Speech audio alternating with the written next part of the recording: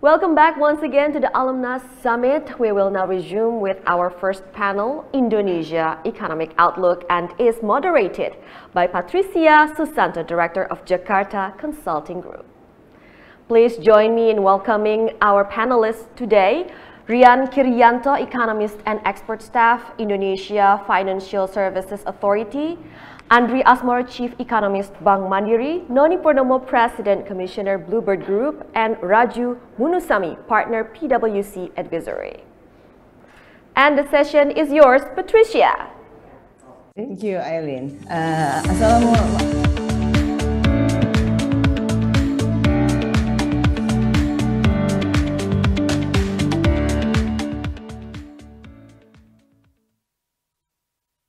Oke, baik. Terima kasih Aileen. Assalamualaikum warahmatullahi wabarakatuh. Selamat siang dan salam sejahtera untuk kita semuanya.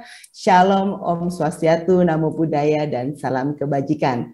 Terima kasih sekali kepada Alumnus sudah mengadakan Alumnus Summit yang sangat menarik sekali pembahasannya, dan hari ini saya berterima kasih diundang untuk menjadi moderator bagi narasumber kita yang hebat-hebat di topik Economic Outlook 2022.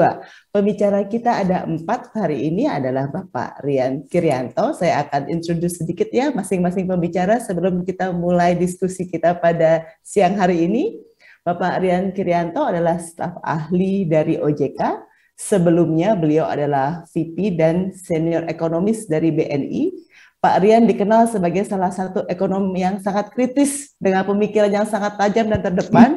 Dan kalau ingin tahu lebih banyak, boleh membaca ulasan beliau di sejumlah media cetak yang sangat menggelitik pastinya ini ya, ulasan-ulasan beliau.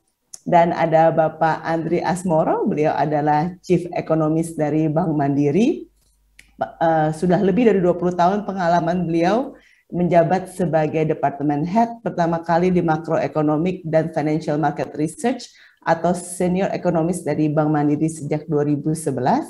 Dan sebelumnya beliau juga Senior Economist dari Bank CIMB Niaga dan Bahana Security serta di LPFA UI. Pastinya gelar masternya nggak jauh-jauh ya Pak ya, dari Master of Economics juga dari Georgia State University Atlanta. Selamat datang Pak. Dan ada Ibu Noni Purnomo yang semuanya pasti sudah kenal. Beliau adalah komisaris utama dari Bluebird Tbk sejak tahun 2019.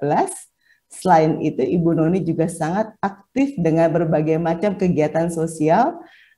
Beliau pendiri dari Bluebird Peduli yang kegiatannya berfokus pada pendidikan, pemberdayaan perempuan, pelestarian lingkungan hidup, pengembangan komunitas dan budaya. Beliau menyelesaikan S1-nya di University of Newcastle, Australia, kemudian bergabung dengan Alumnus ya Bu ya, masuk ke Master of Business Administration dari University of San Francisco, dan pastinya tetap berkelanjutan menuntut ilmu nih, mendapatkan Doctor of Letters dari University of Newcastle pada tahun 2019. Nanti Ibu Noni akan menceritakan secara lebih gamblang juga bagaimana sih logistik industri di Indonesia ke depannya dan seberapa important it is untuk meningkatkan ekonomi Indonesia di tahun 2022. Nah, pembicara kita yang terakhir nanti adalah Bapak Raju Munusami yang beliau adalah partner dari PwC Indonesia, yang pastinya banyak yang mau magang nanti Pak di PwC. Beliau memiliki keahlian dealing strategy and operation at PwC Indonesia, dan before joining PwC, he has a string of very impressive credentials from various global consultation company, from McKinsey, TAS, Johnson & Johnson, and he has a Master of Business Administration from Harvard Business School, and he also has a Master's Science degree in Industrial and System Engineering from University of Southern California, as well as Bachelor of Engineering degree from College of Engineering in Kandy, India. Nah, ini adalah pembicara-pembicara kita pada siang hari ini. Kita akan mulai diskusi kita tentang Economic Outlook 2022. Kita sangat optimis melihat pertumbuhan yang akan ada di Indonesia di 2022 diproyeksikan sekitar 4,8% nantinya. Sekarang despite the pandemic itu sendiri, kita sudah meningkat 3,5%. Nah, untuk tidak mengambil waktu lagi, saya persilahkan Pak Rian, the screen is yours, Pak, untuk 15 menit ke depan. Silakan, Pak Rian.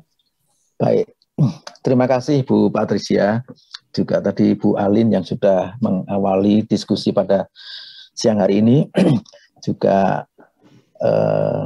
saya ingin menyapa satu-satu koleg saya nih, Bu Noni Purnomo, Mas Andreas Moro, Mas Asmo, Pak Raju Munusami dari PwC, dan seluruh teman-teman yang bergabung secara virtual di forum diskusi pada siang hari ini. Assalamualaikum warahmatullahi wabarakatuh, salam sejahtera untuk kita semua, Shalom, Om Swastiastu, Namo Buddhaya, salam kebajikan. Pertama, tentu saya happy, gembira bisa join di forum yang sangat-sangat luar biasa ini untuk sharing ya, bagaimana kita akan mengakhiri tahun 2021 ini, kemudian kita menjalani tahun 2022 onward dan seterusnya. Nah, saya sudah siapkan materi, kemarin sudah saya sampaikan ke teman baik saya Mas Bambang, ya Mas Bambang Suarso, mungkin nanti bisa di-share ke seluruh discussion pada hari ini. Nah, izinkan saya ingin share materi saya ya Bu Patricia ya, saya sudah siapkan ini. Ini akan menjadi guidance kita di dalam kita diskusi pada siang hari ini. Pertama-tama tentu kalau nanti lebih banyak ke ekonomi makro, tentu koleg saya Mas Asmo akan mempertajam. Tapi saya dari perspektif otoritas finansial tentu akan punya beberapa insight yang bisa kita pedomani untuk kita nanti masuk di tahun 2022. Nah, kami selalu mengawali situasi perkembangan ini dengan perkembangan COVID, ya Bapak Ibu sekalian. Nah, kita bersyukur bahwa secara global maupun secara domestik, flattening the curve daripada virus COVID-19 ini sudah mulai dapat belum sepenuhnya selesai, tapi paling tidak menunjukkan gambaran yang luar biasa positif ya, di mana saya langsung jump in ke Indonesia. Kemarin itu ada kasus harian baru itu kurang lebih 300-an, which is ini jauh di bawah instruksi Bapak Presiden waktu bulan Juli yang lalu.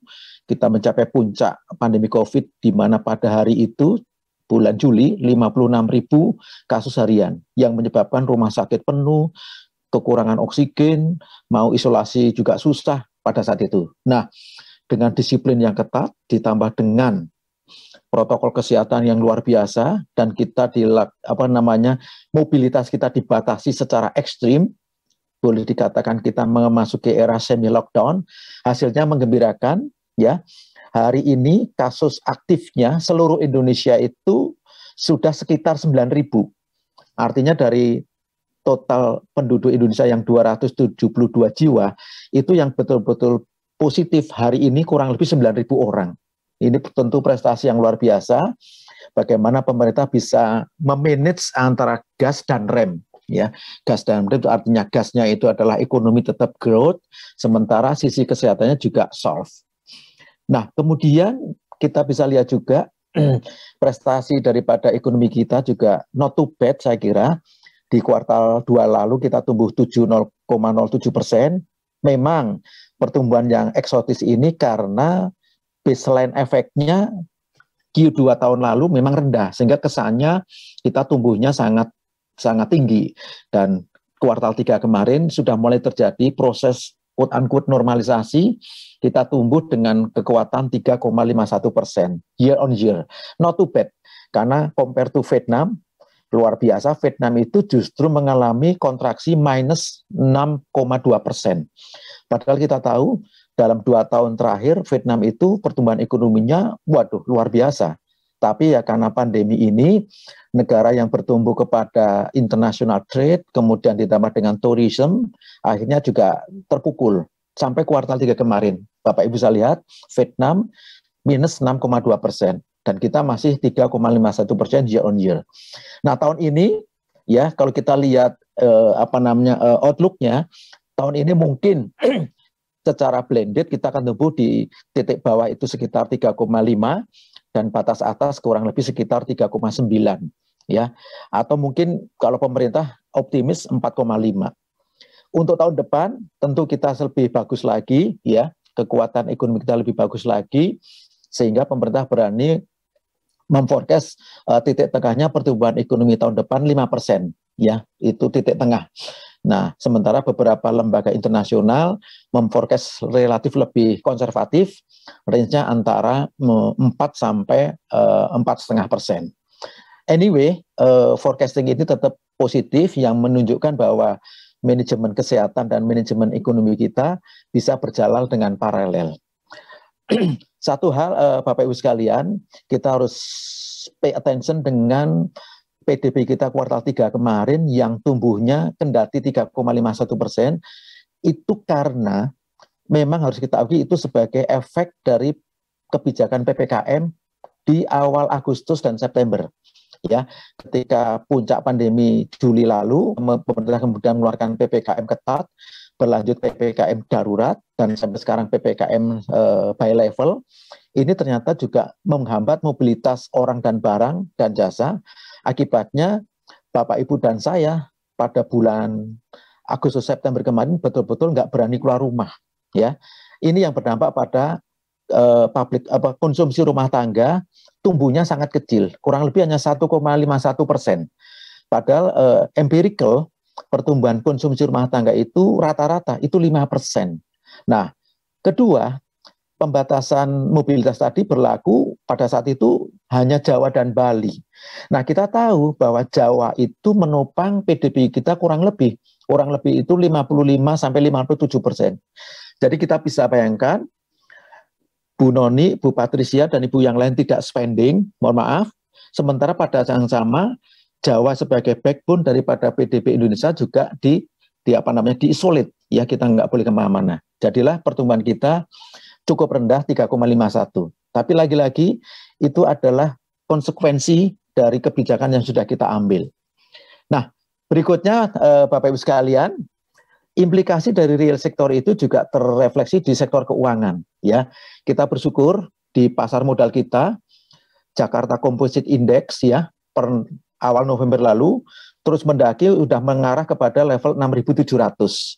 Beberapa kawan analis ya mungkin bisa memforecast akhir tahun ini mungkin indeks harga saham gabungan kita bisa di-close di either 6.800 atau 6.900 dengan catatan tidak ada kejutan-kejutan. Ya, karena kadang-kadang Desember itu teman-temannya Mas Asmo itu sudah packing gitu loh, mau kemana gitu. Nah, kemudian dari sisi bankingnya luar biasa nih Bapak Ibu sekalian, semuanya masih bisa membuka profitabilitas dan risiko profilnya juga termanage dengan baik. Ya, itu adalah memang jerih payah daripada pelaku industri keuangan keseluruhan, baik pasar modal, perbankan maupun juga industri keuangan non bank yang lain. Semuanya dalam kondisi yang solid, sehat, sehingga pada pertemuan Komite Stabilitas Sistem Keuangan yang terakhir ya pada bulan lalu mengatakan kondisi ekonomi dan keuangan kita masih stable. Nah, saya ingin jump up ke sini, Bapak Ibu sekalian, ini menarik slide ini. Jadi performance daripada ekonomi kita yang masih terkelola dengan baik ya dan memberikan outlook yang juga positif itu merupakan kolaborasi sinergi dari berbagai otoritas. Bank Indonesia yang selalu mengedepankan polisi-polisi yang sifatnya dovish, yang pro growth ya dan akomodatif, pun demikian dengan dari sisi otoritas jasa keuangan. Berbagai stimulus yang sifatnya stimulan atau stimulus dirilis dan sampai sekarang masih berlaku ya, belum sampai pada tahap unwinding karena ini masih berlaku. Di sisi Kementerian Keuangan sebagai penjaga fiskal juga luar biasa, mereka sudah melakukan manajemen fiskal yang luar biasa sehingga sampai-sampai untuk menutup budget program percepatan pemulihan ekonomi nasional, terjadilah peristiwa politik yang luar biasa di mana BI bersama dengan Kementerian Keuangan melakukan burden sharing quote unquote ya di dalam konteks pembelian government bond oleh Bank Indonesia. Dan BI juga terus merelaksasi kebijakannya sehingga likuiditas di perbankan itu betul-betul ample. Ya, ample itu artinya sangat liquid, ya, sangat liquid. Kemudian kebijakan OJK dengan kebijakan relaksasi restrukturisasi kredit debitur terdampak COVID, ya, ini juga sesuai dengan voice daripada pelaku industri keuangan, kita extend sampai dengan akhir Maret 2023. Ya, itu sebagai cut off time-nya. Oleh karena itu, kita semua juga harus mulai melakukan preparation. Sekiranya nanti semua luxury ini kembali dinormalkan, tentu kita sudah siap memasuki era normal yang baru dengan segala luxury policy yang sudah makin dinormalkan. Nah, saya akan lanjut ke poin ini yang akan kita lakukan di tahun depan. Ini sesuai dengan yang request yang diminta oleh teman-teman dari Alumnas. Yang penting Bapak Ibu sekalian, ada 2 warna merah yang saya kasih bold benar, yaitu Otoritas Jasa Keuangan akan terus mendorong ya bagaimana implementasi kegiatan ekonomi kita, kegiatan keuangan kita betul-betul related to digitalization. Jadi transformasi digital itu is a must, necessary condition. Setelah itu baru kita juga harus concern dengan isu-isu climate change ya. Bahkan nanti di sektor keuangan risiko yang terkait dengan perubahan cuaca, perubahan iklim ini akan ada charge-nya. Ya, untuk apa? Untuk mendrive agar seluruh pelaku usaha kita itu betul-betul komplit dengan isu-isu climate change, dengan isu-isu sustainable development goals, dengan isu-isu yang terkait dengan social, environmental, and governance, sehingga semuanya berjalan dengan baik. Nah, nanti akan ekonomi hijau ini akan menjadi tulang punggung atau backbone ekonomi kita ke depan, ya. Dan ini nanti akan diterapkan yang namanya insentif dan disinsentif system. Melalui apa? Melalui taksonomi. Ya, taksonomi hijau sedang kita desain, kita persiapkan, sehingga nanti siapa yang dapat insentif, siapa yang dapat disinsentif, betul-betul bisa diimplementasikan dengan baik, dengan fair. Ya, dengan fair.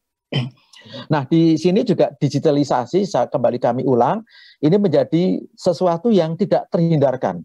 COVID-19 ini mentransformasi kita ke era digital yang luar biasa, lebih cepat. Nah, pada saat yang sama, profil daripada populasi Indonesia kebetulan mayoritas dihuni atau ditempati oleh kelompok new middle class atau kelompok milenial yang sangat literate dengan isu-isu teknologi digital. Nah, inilah yang saya kira mempercepat bagaimana perkembangan digitalisasi di Indonesia itu luar biasa. Nah, apalagi Bapak Ibu sekalian, saya ingin jump up. Nah, kita itu punya potensi untuk mengembangkan digital ekonomi yang luar biasa.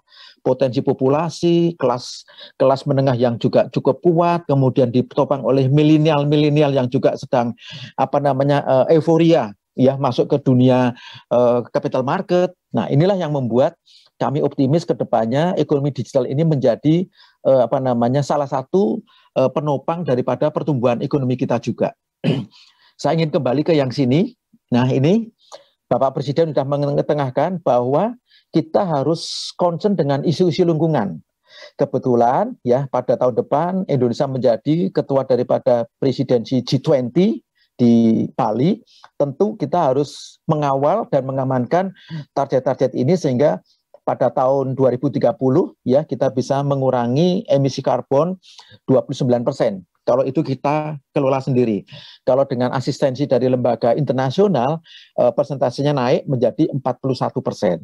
Nah, komitmen politik di dunia internasional ini sudah dirilis oleh Bapak Presiden waktu pertemuan summit kemarin di Glasgow, Bapak Ibu sekalian, sehingga ini betul-betul binding untuk kita semua.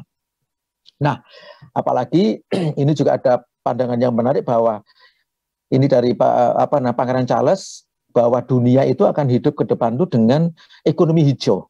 Nah, nanti isu ekonomi hijau juga akan menjadi perhatian di sisi kami dari sisi regulator. Bahkan kami juga sudah menyiapkan Bapak Ibu sekalian yang namanya roadmap keuangan berkelanjutan tahap 2. periode 2021 sampai 2025. Nah, Sustainable Finance Roadmap ini Bapak Ibu sekalian menjadi guidance kita semua di dalam kita merun kegiatan usaha kita. Semuanya harus inline dengan isu-isu green economy. Nah, kemudian kami ingin sampaikan juga komitmen OJK itu sungguh-sungguh sangat serius karena apa? Di dalam steering committee untuk Sustainable Finance ini kami bersama pelaku industri keuangan ada di working group 4 yaitu terkait dengan kegiatan ekonomi dan kegiatan keuangan yang betul-betul pro dengan kegiatan-kegiatan yang ramah lingkungan ya. Nah, Bapak Ibu sekalian, saya ingin masuk ke sesi 2 menit terakhir ini Bu bahwa untuk mendorong digitalisasi tadi yang kami sebutkan di depan, kami belum lama ini merilis POJK, Peraturan Otoritas Jasa Keuangan terkait dengan digital bank. Ya, maka dari itu Bapak Ibu sekalian, kalau saham-saham sektor perbankan ikut sekarang menjadi primadona di pasar modal kita, ya karena ini beberapa bank mengklaim bahwa mereka sedang menyiapkan dirinya untuk menjadi digital bank. Nah, tentu untuk tidak menimbulkan simpang siur di market, definisi daripada digital bank itu kami define ya, sehingga tidak ada bank yang mengaku-ngaku sebagai digital bank sebetulnya bukan digital bank ya. Kemudian produk digital bank ya juga kita atur sehingga nanti kita semua akan menikmati produk-produk digital ini dari sektor perbankan dengan lebih nyaman, tentu dengan mengamankan aspek security-nya. Saya kira ini Bapak Ibu sekalian, Bu Patricia dan Pak Raju, Bu Noni, Mas Asmo yang bisa saya share. Tapi sebagai closing mungkin saya ingin sampaikan bahwa jika melihat 1 tahun perjalanan terakhir ini, kami optimis kita akan menutup tahun ini mungkin pertumbuhan ekonomi di antara 3,5 sampai 4,2% ya full year. Kemudian tahun depan kita berada di kisaran 5%. Pertumbuhan kredit oleh sektor perbankan juga akan lebih masif lagi. Tahun ini mungkin more or less kita akan tumbuh 4 sampai 4,5% untuk loan growth ya. Capital market kita IHSG mungkin bisa menyentuh 2.700 ya. 6.700 sampai 6.800 dengan note tidak ada shock baik dari internal maupun eksternal. Dan kita harus antisipasi kemungkinan penyesuaian normalisasi kebijakan ketika Amerika, Eropa menaikkan suku bunga referensinya, mulai mengurangi tapering off-nya. Nah, ini kita harus mulai menyiapkan diri kita. Tapi tidak perlu terkejut. Yang penting kita menyiapkan diri kita dengan baik.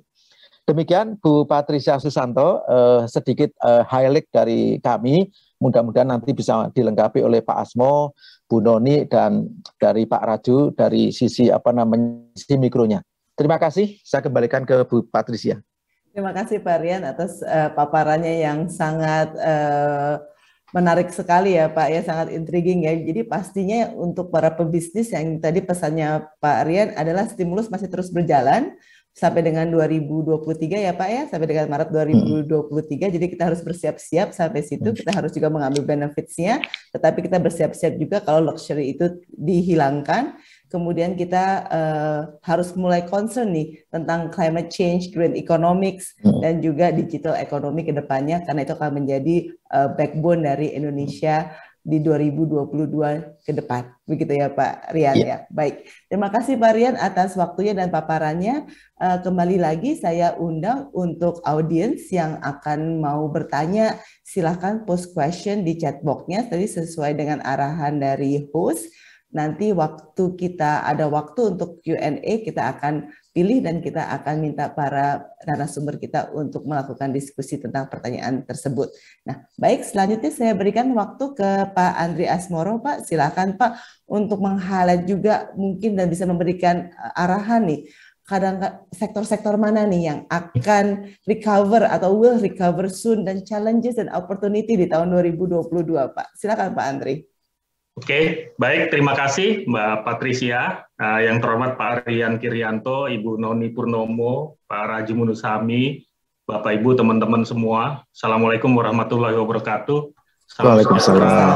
Salam sehat bagi kita semua.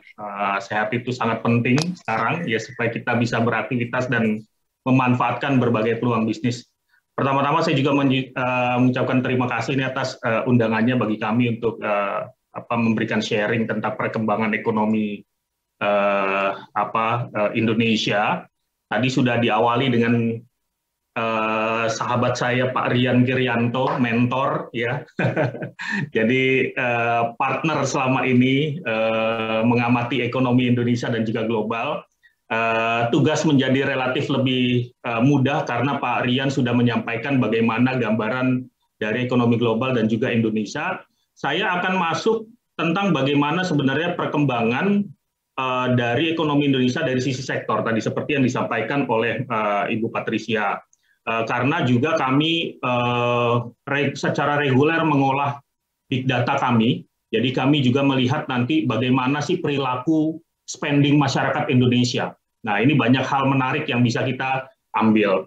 Saya akan mengawali dengan berbagai tantangan dan opportunities. Jadi, kesempatan sangat besar ke depan bagi perekonomian Indonesia, namun tantangan juga ada. Tadi pagi kita di pertemuan tahunan Bank Indonesia, Pak Presiden Jokowi secara eksplisit menyampaikan bahwa kita perlu optimis menatap 2022, namun juga tetap perlu berhati-hati dengan volatility yang terjadi. Saya kasih contoh saja, misalnya teman-teman 2021, 2020 kemarin, itu merupakan waktu ketika kita bisa memanfaatkan era suku bunga yang rendah, ya, cost yang relatif lebih rendah kalau lihat dari sisi suku bunganya. Ke depan tantangannya menjadi relatif berbeda ketika negara-negara besar mulai mengubah stance dari kebijakan mereka. Tentu saja akan berdampak kepada indikator bisnis ke depan. Nah, ini yang perlu kita hadapi. Jadi kalau ada 4 poin yang perlu kita sampaikan di sini, dari sisi VUCA saya tidak akan detail ya membahas dari VUCA-nya, namun penyebabnya adalah pasti kita akan terus menghadapi situasi, harus terus untuk mengadjust ya, dari sisi pandemi kemudian bersiap menjadi endemi, misalnya ketika kita memang sudah terbiasa, ya, yang pasti akan ada perubahan pola bisnis dan juga perubahan behavior. Terus kemudian ada digital disruption, tadi sudah disampaikan, mungkin kita lebih menyebutnya pada digital opportunity ke depannya, tadi sudah disampaikan juga oleh Mas Tian. Energy crisis juga menjadi salah satu tantangan ke depan yang tidak bisa dihindarkan, kalau misalnya transisi dari yang fossil fuel base kepada clean energy itu terganggu. Jadi tentu saja memang penting bagi kita saat ini adalah memitigasi seberapa besar suplai dari clean energy-nya, kemudian pelan-pelan secara perlahan kita bisa melakukan transisi menuju ke full transition. Kalau tidak smooth, ya tentunya kita akan menghadapi situasi seperti saat ini. Misalnya harga bahan bakar atau harga energi kemudian meningkat pesat ya secara seasonal karena faktor-faktor ini. Yang kedua adalah economic condition dan future global policy shift. Tadi juga sudah disampaikan bahwa ketika ekonomi negara-negara di dunia maju ya di negara maju maksud saya itu kemudian sudah relatif lebih cepat ya pulih dibandingkan kita karena dari sisi penanganan COVID-nya, vaksinasinya juga lebih cepat ya, tentu saja akan ada adjustment dalam policy-nya. Ya, saya kasih contoh misalnya tadi ketika ekonomi Amerika Serikat saat ini menghadapi situasi di mana inflasi yang mulai meningkat pesat dan berkelanjutan, tentu saja akan ada kemungkinan kemudian tahun 2022 akan kenaikan suku bunga acuan mereka. Nah, kemudian kalau suku bunga acuan meningkat, ya tentu saja akan berdampak kepada suku bunga acuan di domestik. Yang ketiga adalah big shift dari people's behavior, people's capacity. Nah, ini tentu saja akan berdampak kepada bisnis kita. Kalau kita bisa kasih contoh misalnya bagaimana pola orang kerja, work from home, kemudian bisa mengurangi permintaan akan office supplies ke depannya, ya tentu saja ini akan mengubah pola atau permintaan dari properti yang terkait dengan misalnya office supply tadi. Dan banyak hal lainnya yang nanti kita bisa bahas lebih detail. Yang berikutnya yang keempat tentu saja ya hot topic saat ini adalah tentang bagaimana kita memitigasi dari risiko climate change.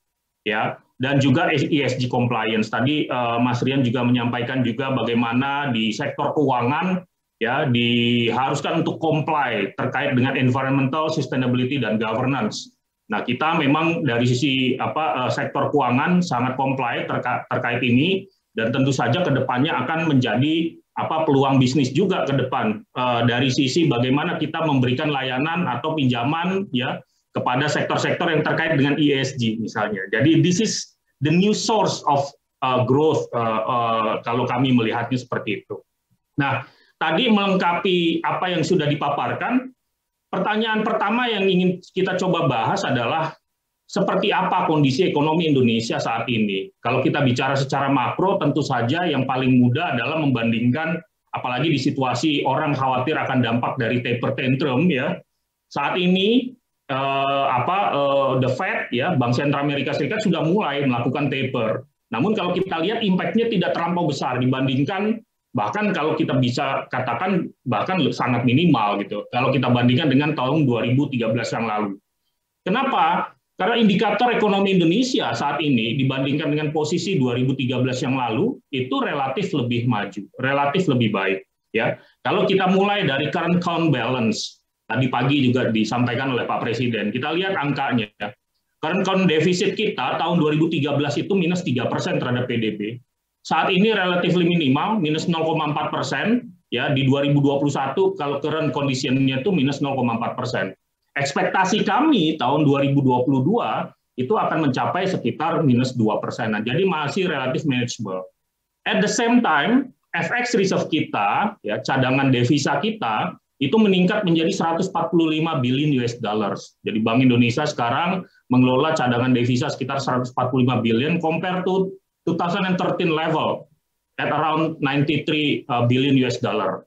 Inflasi, ya, walaupun kalau kita lihat saat ini misalnya tantangan untuk inflasi, global inflation juga meningkat, kita lihat tingkat inflasi tahun 2013 yang lalu itu 8%. Saat ini inflasi di Indonesia, nah ini seringkali kita menganggapnya nih take it for granted. Padahal ini adalah salah satu prestasi dari pemerintah juga dan otoritas fiskal dan moneter ya, menjaga inflasi yang sangat rendah. Jadi kalau kita lihat sekarang, katakan 2% di tahun 2020, 2021 1,6%. Ini relatif rendah dibandingkan dengan inflasi teman-teman kita di negara berkembang. Banyak yang bilang juga, oh ini karena krisis. Even before pandemi krisis, inflasi kita itu sudah sejarah rata-rata di 3%. Jadi sangat rendah dan sangat bisa menekan cost of, katakan kalau sekarang ini cost of credit atau cost of fund, dan juga cost of untuk melakukan investasi. Ya, apalagi kalau kita bicara misalnya debt ya, banyak yang kemarin bilang, oh Indonesia utangnya bertambah, bagaimana dong nanti? Nah kalau kita lihat memang utang yang bertambah itu memang tidak bisa dihindarkan, bukan hanya di Indonesia tapi di semua negara berkembang lainnya yang memang membutuhkan utang juga, pembiayaan untuk melakukan stimulus untuk recovery dalam perekonomian. Kita bandingkan sekarang posisi Indonesia dengan teman-temannya yang lain di negara berkembang. Malaysia, utang terhadap PDB-nya 67%, Filipina 59%, China 69%, Indonesia 41% saat ini. Jadi relatively well managed compared to other emerging markets. Nah ini adalah GDP Indonesia yang kemarin saya tidak bahas lebih detail lagi, tadi sudah disampaikan oleh Mas Rian. Forecast kami di tahun 2022 ini, 2022 depan nanti, tahun depan di 5,17%, nanti akan saya sampaikan mengapa kita bisa melihat pertumbuhan ekonomi seharusnya bisa di 5%-an. Jadi nanti kita lihat dari data, nah ini dia, dari data Mandiri Spending Index.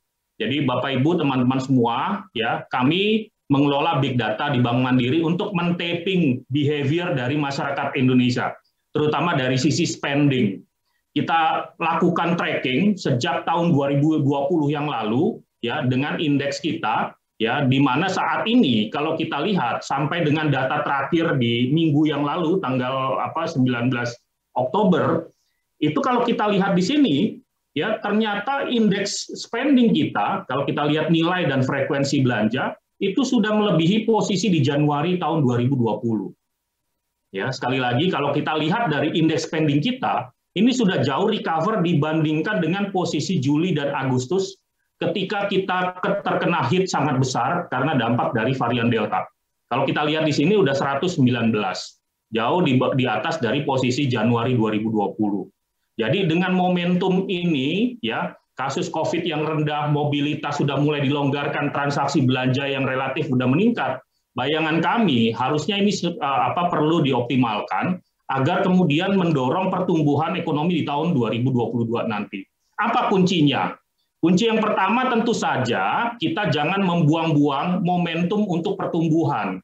Jadi kalau kita lihat di tahun 2021 ini, teman-teman, kalau lihat dari indeks transaksi, ini kita membuang potensi pertumbuhan, ya, membuang potensi pertumbuhan dari sisi spending itu 2 kali. Jadi kalau kita lihat di awal tahun, ya, jadi setelah libur Nataru, kemudian kasus naik, kemudian dibatasi lagi mobilitasnya, indeks spending turun. Terus kemudian kalau kita lihat April Mei, ya, ketika Lebaran, bulan puasa Lebaran, kasus kemudian naik dan juga dilanjutkan oleh kasus Delta, indeks juga turun. Dari sini kita terpukul karena memang kita menyanyiakan dua momentum untuk pertumbuhan. Ya, kenapa? Karena kita kurang disiplin dalam menerapkan prokes. Jadi harusnya kalau kita bisa menjaga prokes, kita bisa juga mendapatkan pertumbuhan ekonomi yang lebih solid tahun 2022. What about kalau kita lihat spending per daerah atau per pulau? Jadi teman-teman kalau kita lihat ya di sini penopang dari spending ya indeks yang relatif lebih recover itu ada di Pulau Sumatera, Kalimantan dan Sulawesi. Jadi kalau kita lihat yang merah ini adalah Sumatera. Nah, 3 pulau ini adalah pulau-pulau penghasil komoditas. Jadi setelah recovery harga komoditas ya di semester 2 tahun 2020 yang lalu, jadi kalau kita lihat di sini ternyata terrefleksi kepada spending index. Ya, bagaimana dengan Pulau Jawa? Pulau Jawa merupakan pulau yang sangat bergantung kepada industri manufaktur dan juga mobilitas penduduknya. Ketika dipukul karena memang ada mobilitas yang ketat, indeks spending kita turun waktu itu di Pulau Jawa, namun sekarang cepat sekali recover, bahkan sudah di atas lagi. Ya, bahkan yang menarik adalah Bapak Ibu, teman-teman semua, Pulau Bali dan Nusa Tenggara itu yang sebiasanya flat, ya, ini setelah ada pelonggaran, ya, setelah kemudian mobilitas dibuka, kita lihat perlahan-lahan kemudian, ya, spending index di Pulau Bali dan Nusa Tenggara juga udah mulai meningkat. Dan kalau kita lihat lagi breakdown top 3 dan bottom 3, tadi pertanyaan dari Bu Patricia, kira-kira sektor apa nih yang udah mulai recover? Kalau kita lihat ternyata retailers, ya, retails ini sudah relatif lebih recover. Ya, top 3 yang recover cepat itu adalah retail, gasoline, dan sport. Yang menarik adalah gasoline.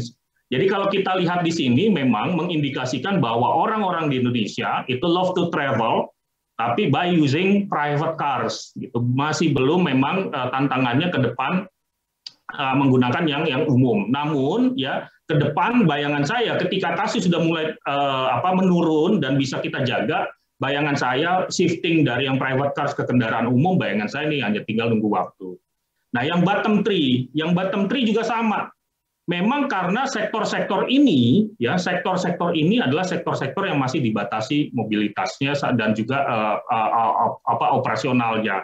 Jadi kalau misalnya sudah dilonggarkan kayak sekarang, bayangan saya ini juga akan lolos dari bottom 3. Nah, ini hal menarik berikutnya yang kita lihat. Pertanyaannya adalah dari tabel ini, ya. Tabel ini untuk menjawab pertanyaan apakah orang Indonesia sekarang sudah relatif lebih confidence dengan ekonomi di Indonesia. Jadi kalau kita lihat di sini, ini adalah breakdown dari konsumsi masyarakat Indonesia. Jadi rata-rata itu untuk restoran ini untuk merepresentasikan makanan belanja di makanan dan minuman, ya, belanja makanan dan minuman, terus kebutuhan rumah tangga. Fashion ini untuk merepresentasikan kebutuhan non makanan dan minuman, supermarket dan medical. Jadi kalau kita lihat yang abu-abu ini, fashion, ini sudah perlahan-lahan meningkat proporsinya dibandingkan dengan kondisi ketika bulan Juli yang lalu. Nah, ini adalah indikasi yang baik dan mengindikasikan bahwa orang Indonesia sudah relatif lebih pede ya untuk melakukan spending dan untuk menatap perekonomian lebih jauh lagi. Jadi ketika orang sudah mau shifting dari food consumption to non-food consumption, nah ini adalah good indication. Jadi kalau kita lihat setiap ada gejolak, biasanya makin defensif. Jadi belanja makanan minumannya lebih tinggi. Seperti yang kita hadapi tahun 2020 yang lalu, ya konsumsi untuk yang fashion itu hanya 4,3%, tapi perlahan-lahan ketika dilonggarkan sudah menaik lagi. Nah, kalau kita terakhir nih bagian kami, ya kalau kita bicara tentang bagaimana sektor-sektor yang prospektif, ya kemudian sektor yang memang masih slow recovery. Yang kalau kita lihat sektor-sektor yang prospektif saat ini adalah ketika dilonggarkan mobilitasnya, perdagangan besar dan eceran kembali lagi.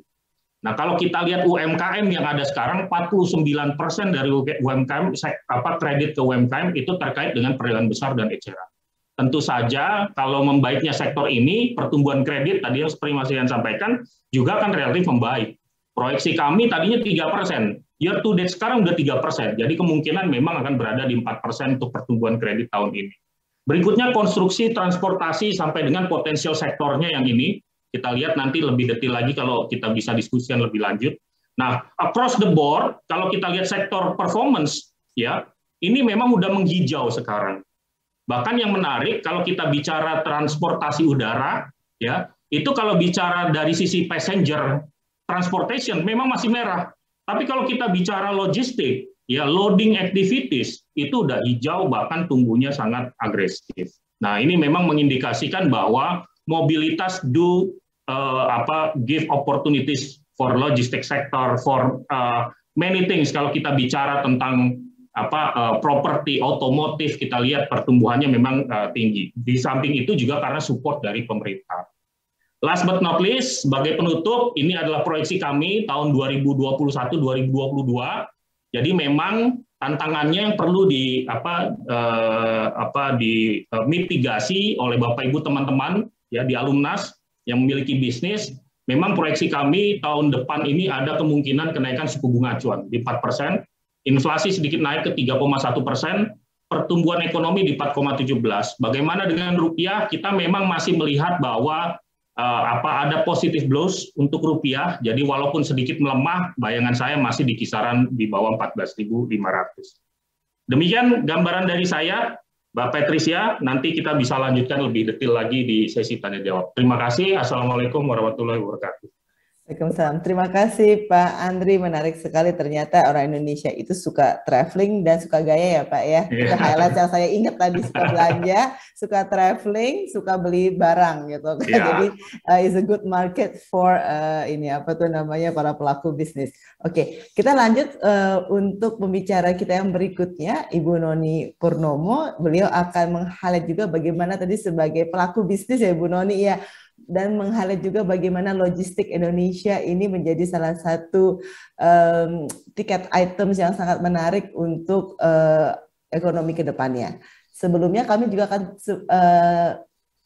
ucapkan terima kasih kepada Pak Rian Krianto. Beliau harus pamit dahulu karena beliau ada tugas dan harus pergi ke tempat lain, harus keluar kota. Terima kasih Pak Rian Krianto atas waktunya dan tadi insight-nya. Semoga kita boleh berbagi tadi ya Pak ya, presentasinya kepada alumnas yang lainnya. Terima kasih Pak Rian. Saya persilahkan waktu dan tempat untuk Bu Noni, untuk silakan paparannya Bu Noni.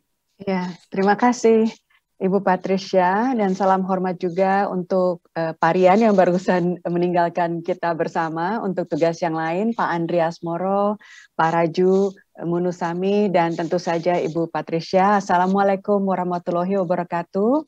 Salam sejahtera untuk kita semua, Om Swastiastu, Shalom, Namo Buddhaya, dan yang penting juga adalah salam sehat untuk kita semua. Tadi Pak Andri sudah sampaikan mengenai indikator-indikator yang menurut kami di real sector juga merupakan harapan yang sangat baik ke depannya. Kenapa demikian? Karena secara fundamental Indonesia adalah negara yang sangat kaya. Baik dari segi resources alam maupun dari segi aset demografi. Nah, bagaimana kami dari sektor transportasi utamanya bisa membantu, bisa mensupport Indonesia's growth yang tadi sudah dicanangkan, ada significant growth di tahun 2022 onwards. Nah, karena kita akan banyak tergantung kepada e-commerce dan sebagainya, untuk itulah logistik menjadi hal yang sangat penting. Kalau boleh saya dibantu untuk sharing ya. Ini harusnya slide ini pada saat saya membicarakan mengenai introduction. Boleh ke next slide please. Ya, dari situ akhirnya pertanyaannya seperti yang ditampilkan di slide saya tadi, bagaimana mass mobility as a service yang terintegrasi, model mass yang terintegrasi bisa membantu growth yang sudah dicanangkan untuk Indonesia ini.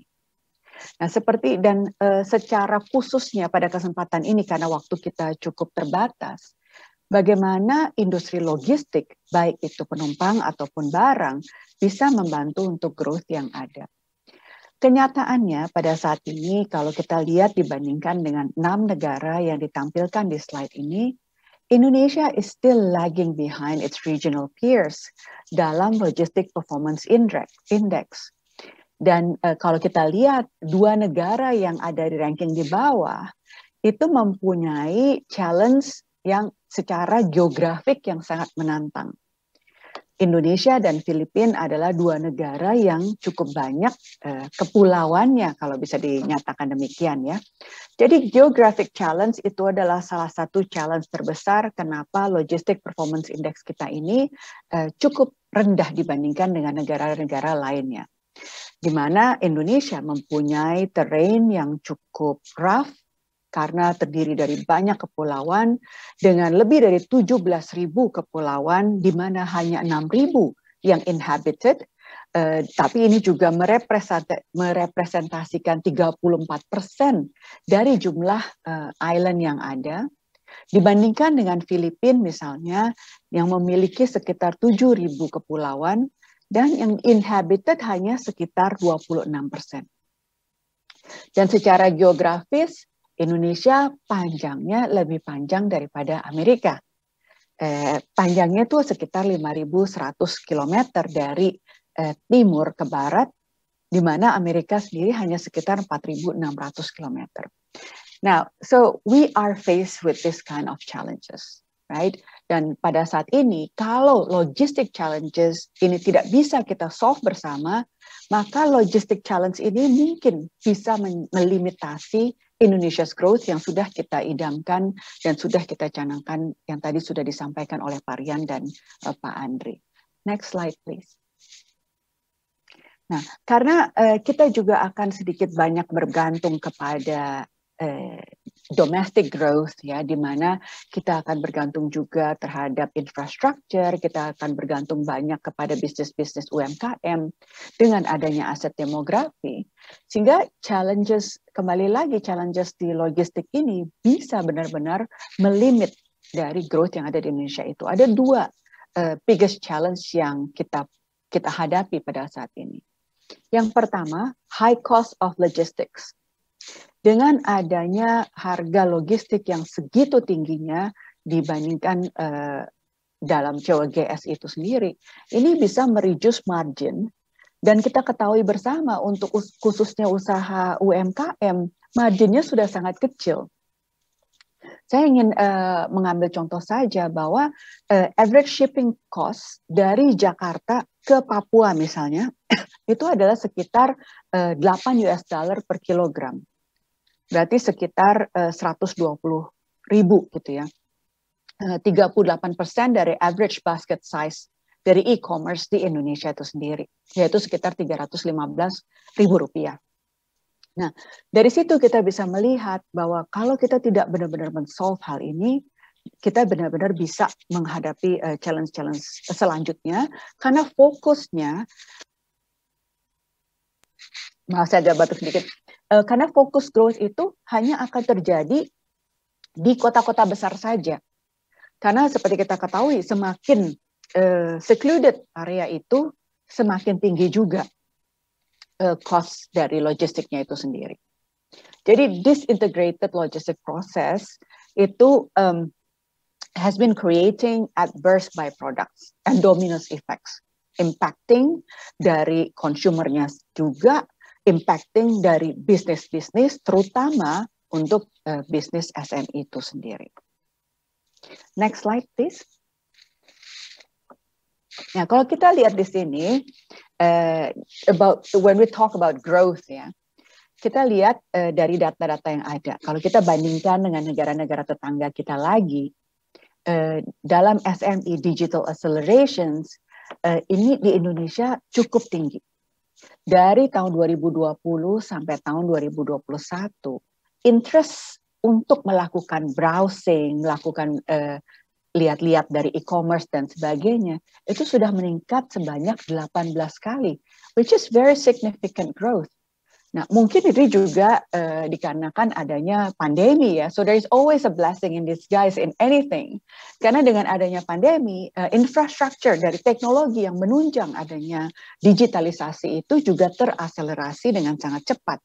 Dengan demikian, adoption dari teknologi dan adoption dari digital economy itu juga menjadi lebih cepat.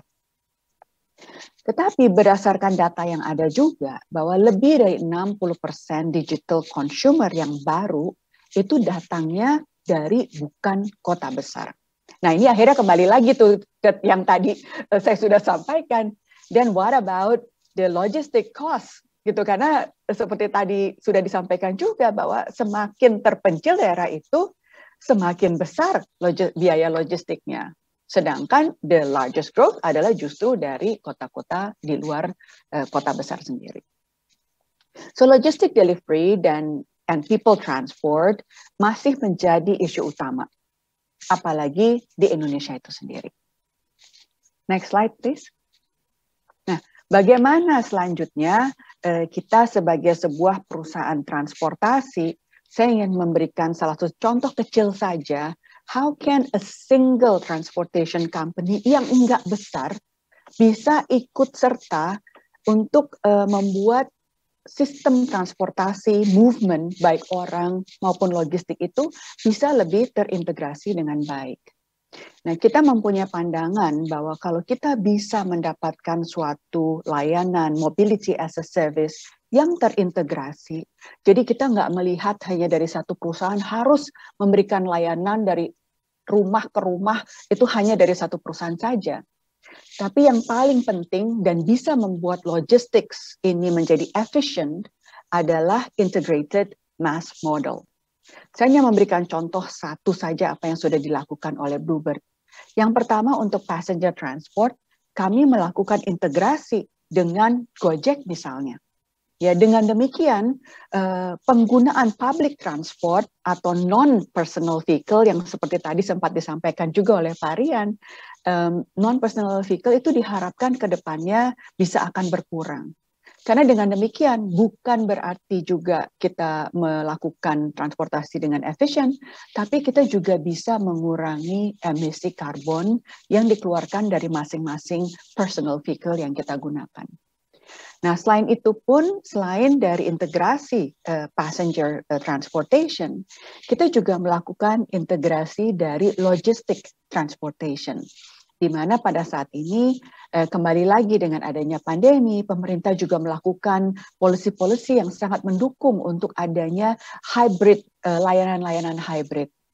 Contohnya, kendaraan taksi kami selain digunakan untuk mengantar penumpang dari titik A ke titik B, pada saat ini juga digunakan untuk pengantaran barang.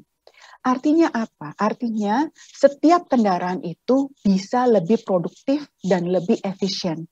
Jadi setiap kilometer yang dijalankan oleh kendaraan itu bisa lebih produktif dalam arti jadi nggak buang-buang gas emisi juga. Gitu ya, dan juga nggak buang-buang resources. Ini kita bekerja sama dengan banyak perusahaan lain, dari perusahaan e-commerce, kita bekerja sama dengan Tokopedia, dengan Blibli, dengan Shopee misalnya, juga dari segi pembayarannya.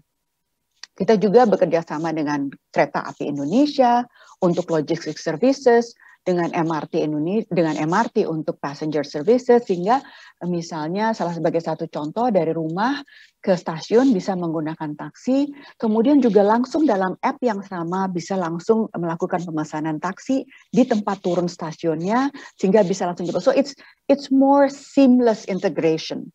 Sehingga ini juga bisa mengencourage para pengguna layanan transportasi supaya mereka lebih nyaman menggunakan public transport yang ada. Kemudian untuk air transport kita juga bekerja sama dengan Garuda Indonesia, di mana di dalam aplikasi Garuda Indonesia bisa langsung melakukan booking-booking taksi dan sebagainya. Tadi saya sudah sampaikan integrated dengan logistics services. Dari semuanya, yang sangat penting juga adalah sama seperti tadi sudah disampaikan oleh Pak Andri Asmoro adalah how do we manage the data? Data management system itu sendiri yang utamanya paling penting adalah supaya kita bisa melakukan operational dari layanan-layanan kita itu dengan produktif dan se-efficient mungkin. Dan ini semua kita bergantung kepada data management system. Fokus yang kedua adalah bagaimana kita bisa memberikan layanan kepada para pengguna layanan transportasi, baik penumpang maupun barang, sehingga mereka bisa mendapatkan layanan yang lebih personalized. Karena apa yang dibutuhkan oleh para pengguna transportasi di Jakarta itu bisa sangat berbeda dengan kebutuhan dari para pengguna yang berada di kota-kota lain misalnya. Mulai dari jam kerjanya, mulai dari transportation behavior, dari jenis pemilihannya, kemudian barang apa yang dibeli, dan sebagainya. Jadi penggunaan data management system ini dengan menggunakan artificial intelligence yang canggih sangat menunjang untuk bisa kita sebagai perusahaan melakukan sustainable business.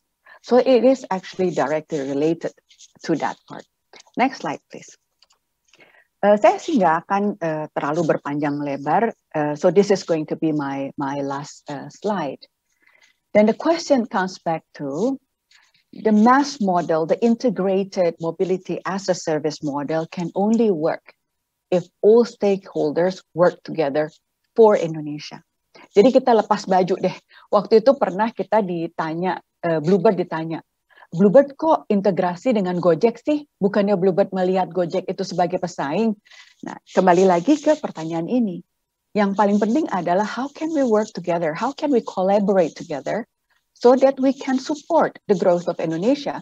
Karena kalau kita tidak bisa mensupport the growth of Indonesia together, forget about the demographic assets yang kita miliki gitu, karena semua itu akan menjadi liability. So it is in our hands that we have to do now. The policy makers dari segi infrastructure yang perlu diperluas dan juga dipercepat untuk pembangunannya, terutama yang bisa menunjang digital economy. Kemudian juga perlu diberikan suatu insentif sehingga kita nggak usah seperti harus perang harga, gontok-gontokan gitu ya. Tetapi lebih how can we work together?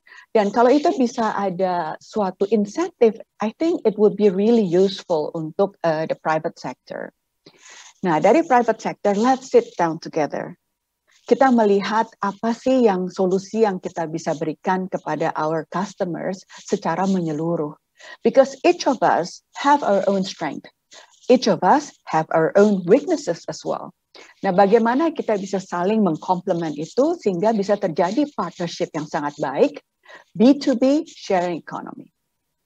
Kalau dari public sector sendiri, yang menurut kami, yang kami sangat harapkan, yang nomor satu adalah tentu saja dari private sector, kami memerlukan adanya profit untuk bisa membuat bisnis kita ini sustainable. Nah, oleh sebab itu kami membutuhkan dukungan dari public sector untuk melakukan support untuk infrastructure, untuk layanan transportasi dan sebagainya, utamanya untuk daerah-daerah yang lebih tertinggal. Karena bagaimanapun juga kalau private sector itu kadang-kadang agak enggan untuk masuk ke daerah-daerah yang masih istilahnya perlu di-develop ya gitu lebih lanjut. Nah, untuk itulah kembali lagi it is very important for all of us together to realize the mobility as a service model as a key to create an integrated logistic network, and the mobility sector needs to support from all stakeholders, not just the policymaker, not just our own private sectors, but juga also the public sector itself. Thank you. Baik, terima kasih Bu Noni atas insight-nya, menarik sekali dan ini sangat relate sekali dengan tadi yang dikatakan Pak Andri, di mana jangan sampai kita membuang potensi pertumbuhan dan kalau tidak ada infrastruktur yang baik, tidak ada logistik yang baik, kita mungkin akan kehilangan momentum tersebut. Kita akan lanjut dulu diskusinya dengan Pak Ranju Munusami. Silakan Pak Ranju untuk memulai presentasinya tentang bagaimana what should the business leaders do at this moment to attack these challenges. Silakan Pak Raju, screen is yours. Terima kasih Patricia. Selamat sore buat semuanya, para Bu Noni, Pak Andri, dan juga para peserta sore ini. Juga saya mau mengucapkan terima kasih buat Alumnas karena sudah mengundang saya. Selamat siang, Assalamualaikum, salam sejahtera, Om Swastiastu, salam kebajikan, Namo Buddhaya, Shalom. Tadi menarik sekali apa yang kita dengar dari 3 pembicara sebelumnya, berbicara dari segi makro, kemudian berbicara sangat spesifik kepada peran logistik dalam recovery. Saya bisa sebut ini sebagai recovery ya. Untuk pertumbuhan selanjutnya, tadi dari Bu Noni juga sudah menunjukkan kesempatan yang besar, peluang yang besar, tapi juga masih ada tantangannya. Nah, saya pada saat ini akan fokus kepada pandangan tentang apa yang harus dilakukan oleh business leaders ke depannya as part of apa yang boleh kita sebut sebagai post-pandemic era gitu ya. Saya akan presentasi ini, mungkin screen-nya bisa di-share dulu. Saya akan karena ini kebetulan presentasinya disiapkan dalam bahasa Inggris, jadi saya akan mix antara bahasa Inggris dan bahasa Indonesia. So let's start. Yang pertama saya akan share, next slide please. Ya, kita melakukan survei dari PwC terhadap CEOs, global CEOs, tapi juga banyak CEO dari Indonesia. Ini khusus pandangan tentang Indonesia ya. Jadi kalau dilihat secara keseluruhan, para CEO di Indonesia ini memiliki pandangan yang positif terhadap what's going to come. Terutama fokus mereka dalam 2 hal, yaitu digital transformation dan ESG. Jadi mereka sudah mulai melihat bahwa pentingnya 2 hal ini ke depannya, walaupun masih tetap ada keraguan atau pesimisme disebabkan oleh pandemik ataupun oleh policy uncertainty karena sering adanya policy yang berubah gitu. Jadi kalau kita lihat dari positive outlook-nya, misalnya hampir 81% merasa bahwa mereka akan mengalami economic growth untuk 12 bulan ke depan.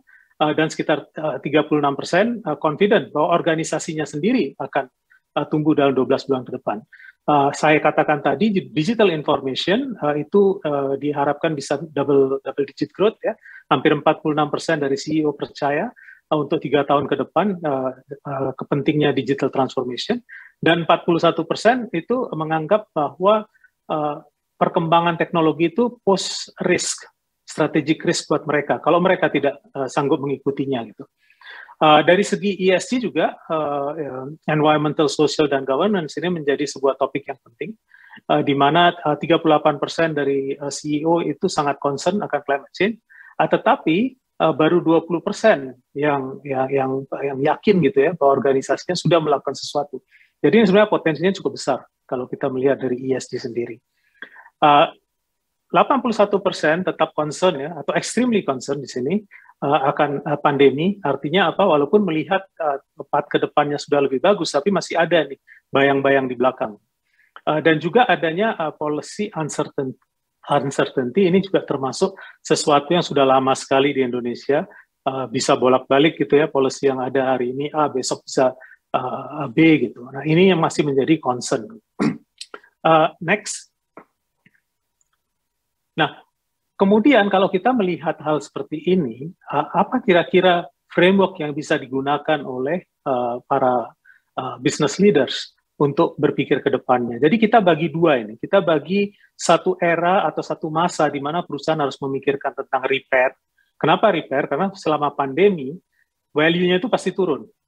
Ya, ini saya bicara secara general ya, nggak semua perusahaan atau nggak semua industri. Value-nya pasti turun. Jadi kita anggap di situ ada semacam entry value. Dan mereka harus melakukan value preservation, gitu. Memastikan bahwa value-nya tidak lebih jatuh. Nah di sini fokus kepada operations ataupun fokus kepada cash optimization, karena cash menjadi sangat penting kalau kita berbicara untuk repair. Kemudian baru memikirkan tentang rethink and reconfigure. Nah ada beberapa poin di sini yang menjadi penting bagi korporasi terutama, yaitu yang pertama, bagian daripada rethinking atau reconfiguring ini adalah memikirkan tentang strategic positioning mereka. Nah, apa yang dimaksud dengan strategic repositioning ialah misalnya melihat dari portfolio optimization. Kalau saya bilang portofolio, itu bukan hanya portofolio bisnis, tapi juga portofolio produk dan service yang ada.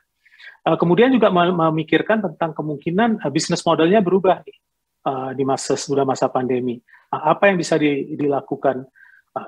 Bagian dari portfolio optimization itu juga adalah capital allocation atau reallocation. Mulai melihat bisnis atau produk mana yang perlu di-invest lebih, atau mana yang justru ada dikurangin atau hanya di-maintain, gitu ya, alokasi kapital, alokasi modalnya.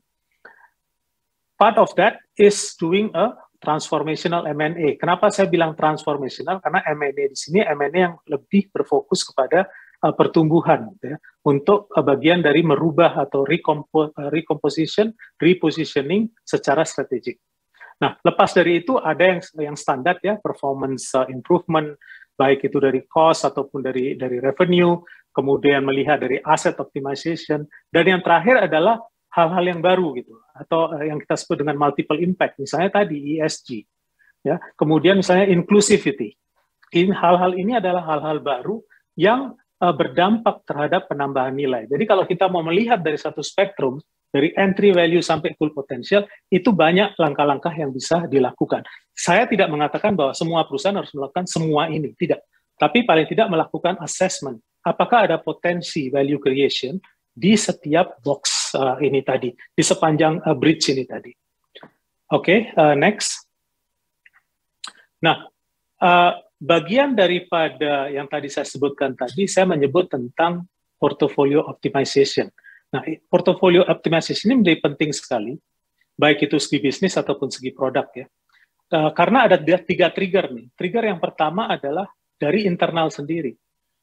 Selama masa pandemi, apabila perusahaan itu mengalami sebuah suasana krisis ya, atau goals-nya tidak tercapai, maka dia harus melihat ini portofolio saya tepat nggak, atau ada sesuatu yang harus dirubah. Kemudian ada yang namanya external environment. Ya, baik itu disrupsi, regulasi, dan sebagainya gitu. Tadi Pak Rian sempat menunjukkan sebuah data ya, di mana investor individual atau retail investor itu tumbuh hampir 70%, dari sekitar 3,9 juta menjadi hampir 7 juta hanya dalam waktu 1 tahun. Kalau Anda adalah publicly listed company, ini adalah external disruption, potential external disruption. Kenapa? Karena retail investors are much more likely to be digitally savvy, to get information on digital. Information can be hoax, can be real, and they can make a decision instantly based on that. So you need to look at, do you really want to own this business, a certain portfolio in your business, or certain products that may be easily construed sebagai bad business gitu ya. Kemudian internally juga organizational change. Yang saya maksudnya apa? Selama pandemi bisa saja terjadi ya, God forbid, key people are not there anymore. Ya kan? Ini banyak dialami oleh perusahaan-perusahaan. Biasanya malah pada level senior bis. Nah, itu kan berarti kan merubah. You have a different set of people, skills, ya, what's missing. Nah, hal-hal inilah yang kemudian masuk menjadi apa yang kita katakan adalah harus penting untuk melihat atau assess your portfolio position. Nah, your portfolio position ini kalau kita lihat ada 5 step yang harus dilakukan. Pertama adalah melihat dari market environment. Nah, ini bisa melakukan revisiting lagi framework seperti PESTEL atau VUCA ya. PESTEL is political, economic, social, technology, environment, and legal. And also you can look at through VUCA, which is volatility, uncertainty, complexity, and ambiguity. Ini sekarang menjadi tren baru nih, semacam SWOT-nya masa sekarang lah kira-kira. Look at your corporate portfolio. Baseline-nya berapa? Baseline-nya sebelum pandemi. Kemudian lihat apa yang harus dirubah, baik itu dari segi footprint ya, ataupun dari segi capability tadi yang mungkin sebagian sudah tidak dibutuhkan atau sudah tidak ada. Redefine your strategy. Di sini kenapa kita mesti redefine? Karena kita ingin menang kan. So your corporate strategy is to ensure that you will win. Do portfolio review. Baik itu mana yang mau di-develop, mana yang mau di-cut gitu. Dan akhirnya itu mengarah kepada optimizing your portfolio. Nah, berbicara mengenai optimizing portfolio, we are going to talk about capabilities. Next slide, please. Nah, kenapa kita membicarakan capabilities di sini? Ini saya ingin menunjukkan dulu satu chart yang melihat kepada a multi-years merger and acquisition. Ya. Kita tahu kalau perusahaan ingin berkembang, mereka melakukan M&A. Biasanya ini dilakukan dengan berbagai alasan.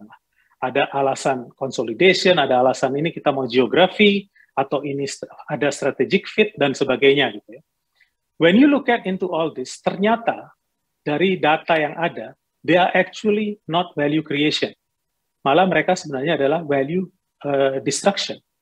Sebaliknya, apabila deals tadi atau M&A-nya dilakukan berdasarkan capability, yang apa yang kita sebut capability access deals. Capability access deal ada dua ya, di sebelah kanan itu ada yang namanya leverage deals. Leverage deals artinya adalah you know what capabilities you have, and you are acquiring with an understanding that if I acquire this, saya akan bisa leverage my capability to improve the other company. So there is a value that I bring. Sebaliknya, enhancement deals adalah menyadari bahwa I don't have the capabilities, tapi target ini punya capabilities yang bisa saya pakai untuk enhance my value. Kalau dilihat dari angle tersebut, ternyata mereka yang melakukan M&A berdasarkan dua ini, itu actually value positif. Ya, they grow in value. So if you look at perbedaannya, itu bisa sampai 14%. Karena itu kita melihat, as part of your portfolio optimization, di mana harus dilakukan review terhadap produk, review terhadap businesses yang ada. Biasanya kalau korporasi bicara konglomerasi, banyak perusahaan yang ada, itu perlu lihat ini. Ini apa yang perlu dijual karena kapabilitasnya sudah tidak cocok, atau apa yang perlu saya acquire berdasarkan apa yang saya mampu untuk menambah nilai, atau apa yang bisa saya dapat capability dari akuisisi tersebut. Nah, this becomes important karena apa? As companies look, terutama di Indonesia, kita akan banyak post pandemic, ini pasti kegiatan-kegiatan M&A akan meningkat, dan ini the moment money is easy available, biasanya hal-hal ini terlupakan. Pokoknya beli dulu gitu, nanti urusannya belakang. Nah, ini termasuk something that we are trying to advocate ya, look it into from the capabilities angle, because capabilities is equivalent to value creation. Oke, next page please. Ya, berbicara dari dua hal tadi, portfolio optimization and using capabilities, pertanyaannya adalah apa sih yang business leader bisa lakukan gitu ya. Memang optimis, looking at digital, looking at ESG, but how can you maximize that value? Well, yang pertama tadi, check on your capabilities. Pertama, determine, do you still need it? Is it the right capabilities? And how are you going to acquire? Is there any gap? Ya, kalau gapnya itu mau di-acquire apa organically atau inorganically, ya tadi melalui semacam M&A activities. Ya. Second one is that portfolio optimization review itu jangan hanya sekali, but keep doing it as a regular thing. Jadi, kalau 10-20 tahun yang lalu, GE strategic planning is the mantra. Yeah, today you know where GE is, right? And strategic planning is not a 5-year affair now. It's more become like 6 months, and every year you have to review. Sama dengan portfolio, you cannot just do one review tinggalin 2 tahun. Dunia berubah sangat cepat gitu ya. You need to do this at least, every 6 months or every 1 year. It doesn't have to be major, bisa mini activities. Then become a prepared, ready acquirer. Maksudnya apa? Jangan pas butuh baru cari. Right? While you are coming out of this recovery, start doing mapping. Look at your competitors, look at what you are missing inside your corporation, and find what is it that I can acquire, or what is it that I can build. It's part of understanding the complete portfolio that's necessary for you. Nah, kemudian, kalau memang mau melakukan M&A, pikirkan bukan hanya M&A-nya, but the post-M&A, which is the integration. Many companies fail in this, karena waktu dibeli cuma mikir beli, duitnya dari mana, bisa bayar nggak, beli gitu. Tapi, how do you integrate? Integrate itu, it's as people, right? HR aspect, there is a system aspect, right? IT, sistem yang berbeda, culture yang berbeda, so there are a lot of things. Think of integration, build a distinctive M&A integration capabilities. And finally, all this started doing it now. Don't wait. Next page. So with this, kalau ada pertanyaan apa ke depannya, as you get this deck for you, there is a contact that you can reach out. Thank you very much. That's the end of my presentation. Thank you Pak Raju. Thank you Pak Raju, very insightful. Jadi kita kalau itu prepare for M&A now and has to be value adding M&A gitu, kayaknya integrated value adding M&A. Oke, baik. Menarik sekali diskusi kita pada sore hari ini dan kita sudah ada beberapa pertanyaan untuk memulai diskusi kita. Mungkin nanti kita punya waktu sampai jam 3.30 nanti, jadi teman-teman alumnas yang masih mau bertanya silahkan masuk ke dalam chat box dan kemudian nanti tim akan membagikan pertanyaannya kepada kami. Kalau kita boleh diskusi dulu nih sambil menanti beberapa pertanyaan yang ke depannya. Tadi sangat menarik dari speaker kita yang 4 ini, dari Pak Rian, Pak Andri, Bu Noni, dan Pak Raju, adalah kita melihat adanya collaboration, new business model, opportunity yang harus diambil. Kalau tadi Bu Noni katakan collaboration, Pak Raju menyentuhnya dengan merger and acquisition. Kemudian tadi Pak Rian juga meng-highlight bahwa harus ada digitalization yang sudah mungkin diimplementasikan di Bluebird gitu kan. Dan bagaimana kita grabbing opportunity for growth dari Pak Andri. Nah, pertanyaannya adalah mungkin ke depannya bisnis model yang seperti apa nih yang bisa di-grab oleh bisnis di Indonesia. Mungkin kita tidak berbicara yang konglomerasi atau yang sudah sangat mapan ya, tetapi mungkin yang middle class businesses, not UMKM juga, tetapi yang middle class yang bisa going to the next level. Mungkin I'll give the first question, the opportunity to Pak Andri ya Pak, silakan Pak.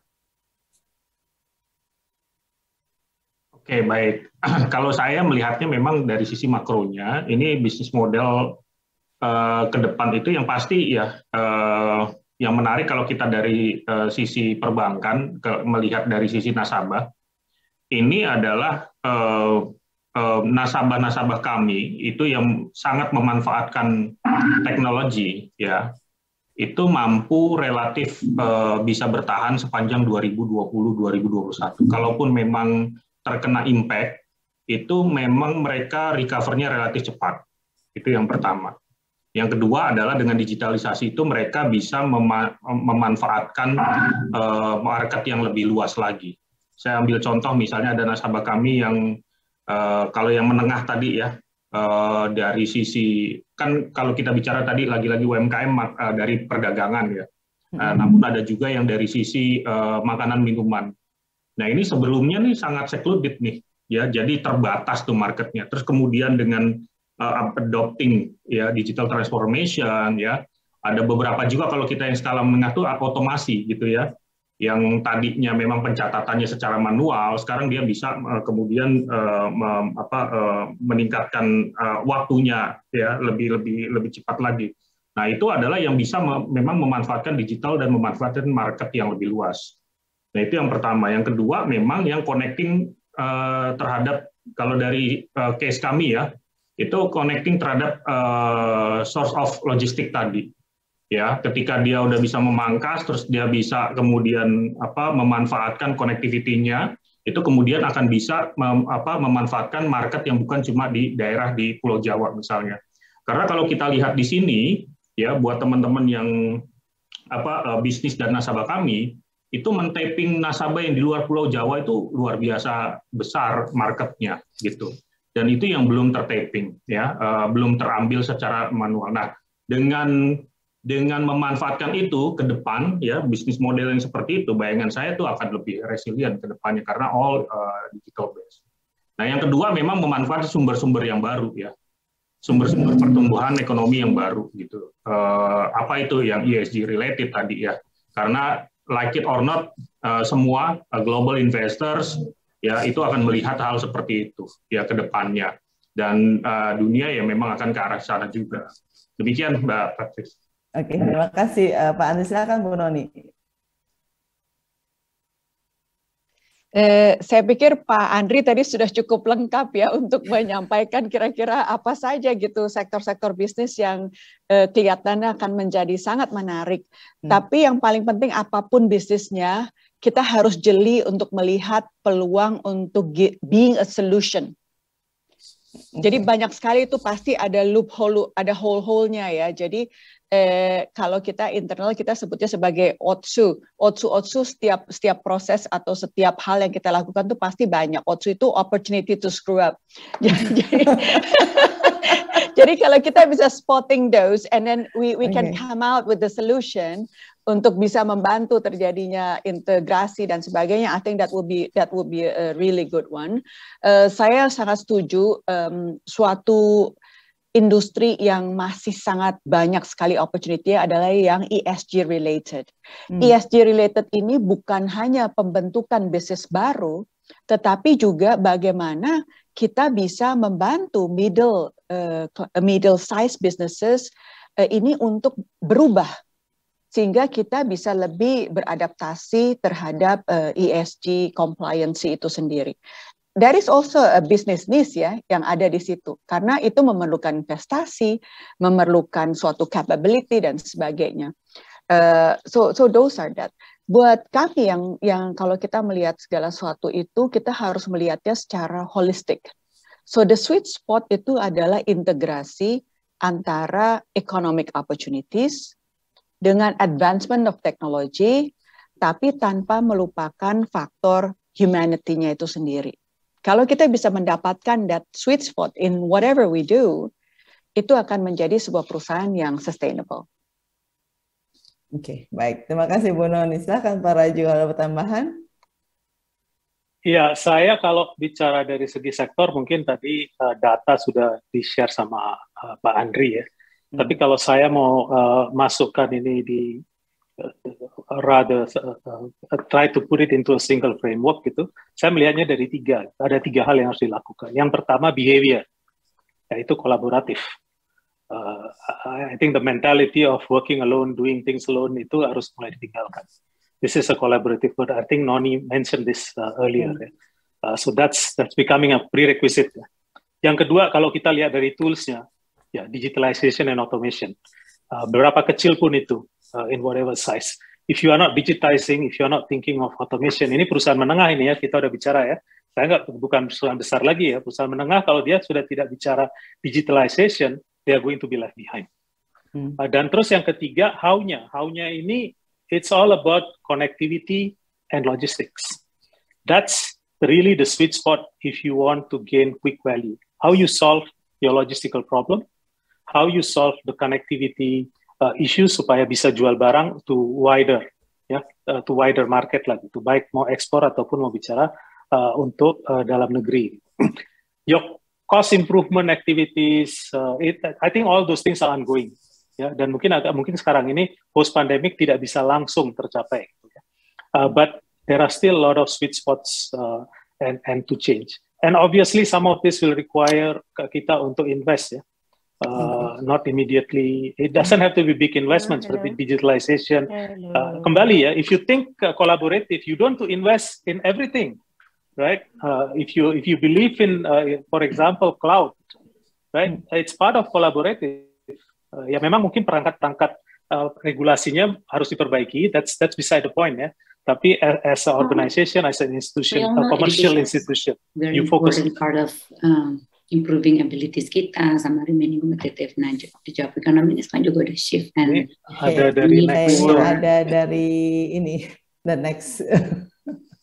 Okay, before that, ini menarik sekali nih, because you're talking about ESG, and from the beginning, tadi Pak Rian already mentioned about ESG, which is very relatively still new in Indonesia. I mean, I spoke with a few CEO, I speak with a few Korsek di BUMN, and they're still about the understanding of ESG is quite green lah ya, in a sense gitu kan, no pun intended. But then I want to know nih, when we discuss about ESG, and it's only 20% you mentioned ya Pak Raju ya, that is actually will do something, so they're still not committed yet, and we know the investment is quite steep in doing all of this.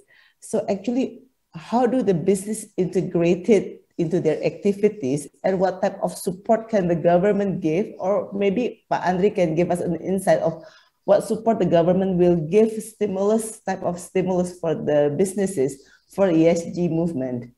Who wants to take this question? Pak Andri first? Go ahead, Pak Andri. Ya, I think kalau untuk yang stimulus dari pemerintah, saya rasa pemerintah udah banyak ya memberikan. Yang paling penting di sini adalah sebenarnya access to enhance capacity ya. Kalau kita bicara ESG, kami sendiri kalau dari sudut perbankan itu the challenge is not all about the demand side, but also on the supply side when we finance the project, for example. Jadi kalau kita mau kasih financing, of course we have to know what's the project or the ESG related projects is, gitu. Karena kita harus mengukur resikonya, opportunities-nya secara baik. Apalagi ini kan agak menarik ya kalau kita bicara environmental based, misalnya untuk financing yang infrastructure related ke yang misalnya saja pembangkit listrik tenaga angin misalnya nih, ya ini kasus contoh aja. Terus kemudian ada perubahan iklim dan segala macam dalam 5-10 tahun, terus kemudian anginnya udah nggak ada lagi misalnya, terus ada resiko di situ. Nah, how we manage this gitu ya. Tapi memang sangat penting kalau menurut saya, kalau kita bicara digital ESG, itu tidak akan jalan secara baik kalau tidak ada penguatan dari capacity di human resources-nya. Gitu ya. Kita bicara otomasi, kalau human resources-nya juga nggak kuat juga sama. ESG juga akan seperti itu, baik dari sisi pelaku usaha maupun juga dari sisi yang financier-nya, baik challenge-nya di situ. Nah, saya rasa peran pemerintah ini akan sangat penting nih mendorong di sini dari sisi misalnya pendidikan, dari sisi training yang non formal education itu sangat penting. Semakin mengerti, semakin banyak yang mengerti tentang ini. Ini tentu saja Indonesia akan bisa boost up gitu ya. Apalagi dari kita, bukan hanya sudut financing-nya kalau dari sektor finansial, tapi how to get investors coming in. Ke depan itu pasti harus comply dari sisi ESG-nya gitu. Nah, itu saya rasa itu baru satu sisi aja. Nanti mungkin Bu Noni atau Pak Raji bisa lebih lengkap lagi. Silakan Bu Noni. Bu Noni salah satu dengan first electric vehicle electric taxi. Electric taxi. Go ahead, Ibu. Yeah. So let me bring slightly more colors into this conversation. Kita memang mempunyai visi to be a sustainable company kan. Makanya pada saat awal Presiden Jokowi menyatakan kita perlu mempercepat adopsi terhadap zero emission, kita langsung berusaha semaksimal mungkin untuk menyambut baik, dan alhamdulillah di tahun 2019 kita sudah meluncurkan the first and still the only full electric zero emission taxi in Indonesia. Nah, tetapi it didn't happen as smoothly or as simple as we would think. Karena pada saat itu we were the early adopters, jadi kita perlu bersinergi dengan banyak sekali institusi-institusi yang ada. But now the licenses, the support from the government are already there. The biggest issues that we are facing adalah mendapatkan capital yang murah. Karena harga dari full electric vehicle itu sendiri pada saat ini masih sangat mahal. Saya berikan contoh, untuk satu kendaraan taksi aja itu harganya beda 3 kali lipat. Dan sedangkan kita tidak bisa menaikkan harga taksi itu 3 kali lipat pada saat ini. Jadi kita masih membutuhkan adanya support financial yang murah, atau insentif-insentif yang lebih besar lagi, sehingga kita bisa lebih cepat mengadopsi zero emission transportation yang ada di Indonesia ini. Mungkin itu aja singkat karena kita waktunya udah hampir habis. Udah hampir habis ya. Thank you Bu Noni. Jadi memang mungkin nanti dari Pak Andri bisa dibantu ya untuk investor coming in gitu, kasih harga yang lebih murah untuk company yang menerapkan ESG. Silakan Pak Raju, Pak. Mungkin sebagai closing juga silakan Pak, karena kita sudah dikejar waktu juga ini. Ya, oke. Kalau saya melihatnya begini, sebagai sebuah perusahaan, why do you want to do ESG? Right? What's the pressure point? What's the trigger? Biasanya kan kalau kita lihat yang pertama memang dari investor ya, terutama if you are publicly listed atau di fund oleh semacam PE atau VC. Kalau mereka punya ESG plan, maka mereka akan impose. Itu terjadi. Yang kedua, market. Kalau kita lihat company-company yang memang menerapkan ESG yang lebih bagus itu have better valuation. Ya, makanya tadi di value bridge yang saya tunjukkan, ESG is an important part to look at. The third one is regulation. Nah, ini kan pemerintah. Apakah ada tekanan dari pemerintah? Dan tekanan itu harus datang juga dengan insentif tadi ya, because it's not going to be zero investment gitu. Dan yang satunya lagi adalah if you look at ESG as a risk or not doing ESG as a risk, maka automatically you have to do it. Nah, ini yang mana? Poin mana yang menjadi alasannya? And don't forget ya, kalau kita bicara ESG itu tendensi kita bicara I, lupa S sama G-nya. Ya kan? Padahal ini masih ada dua lagi nih. Ini juga big thing ini. SNG-nya gitu. So overall ya, kalau kita lihat di Indonesia ini, kalau kita bisa ESG kan ada ESG strategy, ESG transformation, dan ESG reporting.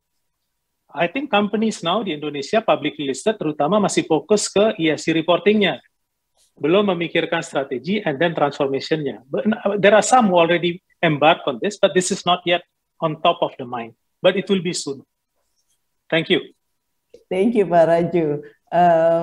That's also summarize our session. Yeah, I will not summarize it because I think every speaker they have their own insight that is very remarkable and very insightful. So terima kasih Pak Andri, Bu Noni, Pak Raju atas sesinya, atas sharingnya. Dan saya kembalikan ke host Ibu Aileen Wiraatmaja untuk melanjutkan sesi berikutnya. Terima kasih semuanya kepada speaker Thank you, kita. Patricia. Terima Thank kasih. you, Bu Patricia, Bu Noni, Pak Raju.